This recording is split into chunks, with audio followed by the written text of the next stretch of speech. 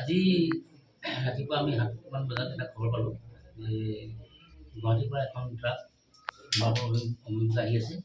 তাত কিছুমান অবৈধভাৱে অৰুণাচলী ঘোঁৰা নিছে বুলি গম পাই আমাৰ খাটাজান নেকা চেকিঙত নাকা চেকআপ কৰিলোঁ।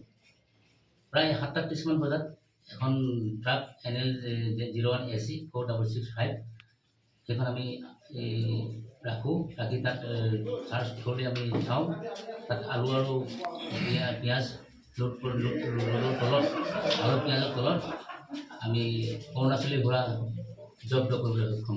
কিমান আছে ছাৰ? অৰুণাচলী ঘোঁৰা প্ৰায় 749 কাৰ্টুন আছে।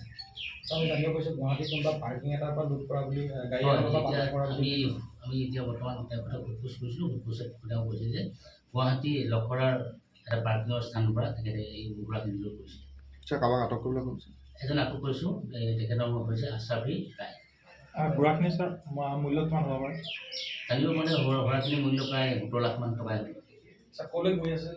এখন এই ট্ৰাকখন ঘোঁৰাখিনি দিছিলে আপোনাৰ এই গুৱাহাটীৰ পৰা ইম্ফললৈ দিছিলে। ছাৰ অৰুণাচলৰ পৰা গুৱাহাটী, তাৰপিছত গুৱাহাটীৰ পৰা আহিছিল। এইটো এতিয়া আমি সোধপোছ কৰি আছোঁ। সোধপোছৰ অন্তত গম পোৱা যাব যে তেওঁলোকে ক'ৰ পৰা ঘোঁৰাখিনি আচলতে আনিছিলে, আনি পেলাই গুৱাহাটীত ষ্টপ কৰিছিলে, গুৱাহাটীৰ পৰা আনিছে। সেইটো আমি সোধপোছৰ অন্তত আপোনাক ক'ব পাৰিম।